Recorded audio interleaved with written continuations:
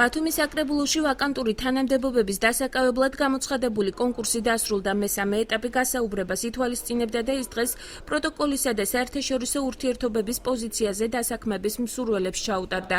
მანამდე კი კონკურსანტებმა ტესტირება გაიარეს, სადაც 225 პოზიციაზე ბარიერი 155-მა კონკურსანტმა გადალახა.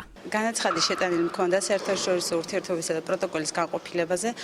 პირველი ეტაპი წარმატებით გადავლახე, ორგანიზაციული დონე მაღალ დონეზე იყო ყველაფერი მოგვარებული. ეხლა დღეს დილით გავიარე გასაუბრება და ყოველს ვუსურვებ წარმატებას. მეორე ეტაპი გაიარა 155-მა პიროვნებამ 225 ვაკანსიაზე. 225 პოზიციაზე. მთლიანობაში ვაკანსია არის 13, პრაქტიკა აჩვენებს, რომ მეორე ეტაპზე გადალახულებიდან რამდენიმე კონკურსანტმა არ გამოცხადდა. კონკურსანტებს 10 წევრიანი კომისია აფასებს, რომლის შემადგენლობაში მუნიციპალიტეტის წევრებთან ერთად არასამთავრობო ორგანიზაციებისა და ოპოზიციური პარტიების წარმომადგენლებიც იყვნენ.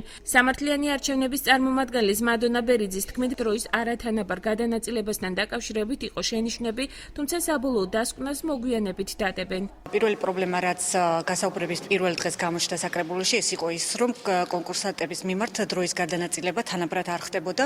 შემდგომ დღეებში ეს გამოსწორდა, თუმცა სასურველად ვთვლით, რომ უფრო რელევანტური და პოზიციების შესაბამისი კითხვები იყოს კონკურსანტების მისამართით. აქვე აღნიშნავ იმ დადებით გარემოებას, რაც საკრებულოს უკავშირდება, არის ის, რომ კომისიის ყველა წევრი თანაბრად არის ჩართული ამ პროცესში. ჩემი შეფასებით კითხვებიც თანაზომიერი იყო, რაოდენობას და დროსაც მაქსიმალურად ვცდილობდით, რომ დაგვეცვა. მეგობრულ გარემოსაც ვქმნიდით ჩემი შეფასებით. დანარჩენ შეფასებით ნაწილში დაველოდოთ კომისიის საბოლოო გაწყვეტილებას და შემდეგ გავაკეთებ ამის თაობაზე ჩემს ასთქვას შეფასებებს. კონკურსის საბოლოო შედეგები მომავალი კვირისთვის გახდება ცნობილი. გასაჩივრება კონკურსანტებს შედეგების გამოქვეყნების შემდეგ 2 სამუშაო დღის განმავლობაში შეეძლებათ.